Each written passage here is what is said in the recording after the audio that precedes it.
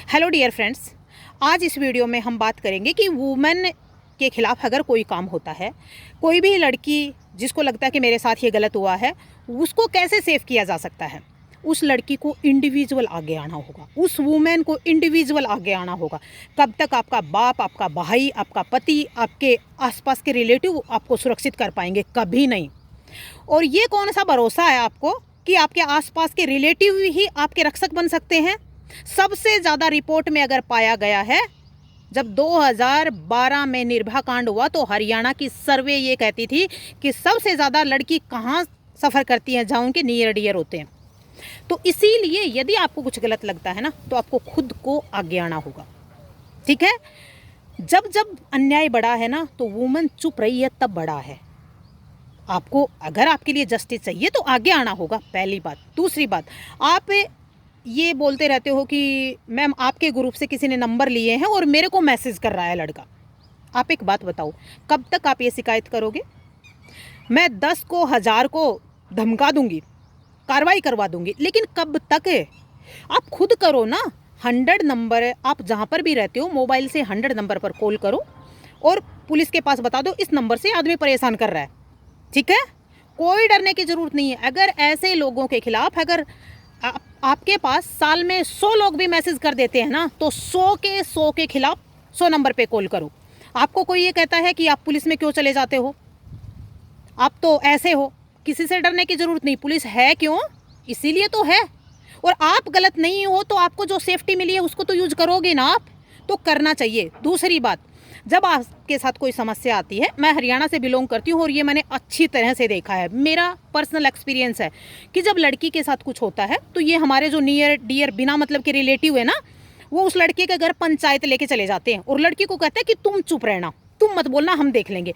पहले तो वो इकट्ठे गैदरिंग करेंगे और उनके घर पंचायत लेके पहुँच जाएंगे। वो अपना एक जज बन के फैसला दे देंगे, लड़के को ये सज़ा दे दो, गौशाला में 500 रुपये दे दो और मंदिर में इतने पैसे दे दो और आपका पाप मुक्त हो गए आप। ठीक है? पहली बात तो इन पंचायतियों से दूर रहा करो। पहली बात, उनको स्पष्ट शब्दों में बोलो, क्योंकि एक तरफ तो ये आपको ऐसे सफ़र करवा रहे हैं, आपको हिम्मत नहीं देने दे रहे हैं कि आपके गलत हुआ है, आप खुद जाके जवाब दे के आओ। पहली बात तो ये। दूसरी बात, जैसे ही वो हुआ ना कुछ 2 महीने के बाद, आपको पूरी जिंदगी इस नाम से बोला जाएगा, ये तो वो लड़की है जिसके नाम पंचायत बैठी थी। मतलब आपको एक लेबल लग जाएगा, बदनामी आपकी ही है, सफ़र आपको ही करना है। तो इसीलिए क्यों, ये चीज़ आपको समझना होगा कि दूसरों का सहारा ना लो। क्यों उन पंचायतियों की ज़रूरत पड़ती है? और जो पंचायती आती हैं वो क्या सारे ही ठीक हैं? तो इसीलिए इंडिविजुअल उनको चुप करो कि मेरे पास, मैं समझदार हूँ, अपने आप डिसीजन ले लूँगी। लेकिन कम से कम सही और गलत का तो आपको सीखना ही होगा ना। हर चीज़ पे तो आप नहीं बोल सकते हो और हर जगह आपके खड़े भी नहीं हो सकते हैं कोई। तो इसीलिए आई रिक्वेस्ट टू एवरीबडी, हर वुमन से रिक्वेस्ट है और सख्त लहजे में वार्निंग भी है। अगर आप नहीं बोलोगे तो खूब सफ़र करोगे, इमोशनल इतना सफ़र करते हो ना कि जिसकी कोई लिमिट नहीं है। आप किसी को नहीं बता सकते हो अंदर अंदर कितना सफ़र करना पड़ता है। तो क्यों? बिंदास बोलो, बिंदास रहो और गलत है, गलत के खिलाफ बोलो। कब तक हम लिहाज करते रहेंगे? अरे लिहाज बहुत सारी होती हैं, सम्मान, सभ्य समाज में रहने के तरीके बहुत सारे होते हैं। कब तक अपने आप को मारकर, अपने सेल्फ रिस्पेक्ट को दाव पे लगाकर और दूसरों का सहारा लेते फिरोगी तुम? तो इसीलिए जिनने भी कोई मैसेज किया हो मेरे पास, उनसे ये कोई पर्सनल शिकायत नहीं है, ना कोई पर्सनल मैं किसी को डांट रही हूँ। बस मेरी शिकायत यही है कि जो पंचायती, जो रिलेटिव जिनका सहारा लेते हो, उनको छोड़कर आगे आओ। ठीक है? और ये करना पड़ेगा। दुनिया की कोई ताकत नहीं है आप जो चाहते हो वो आपको करने से रोक पाए। चीज़ें आती हैं, लोग बोलते चले जाते हैं, वो सबको बोलते हैं। ठीक है? तो एज ए गर्ल अपने आप को ऐसे विक्टिम मत बनाओ। कभी कोई मुद्दा आता है कास्टिज्म का, तो कभी कोई मुद्दा आता है धर्म का, तो कभी आता है जेंडर इक्वलिटी का।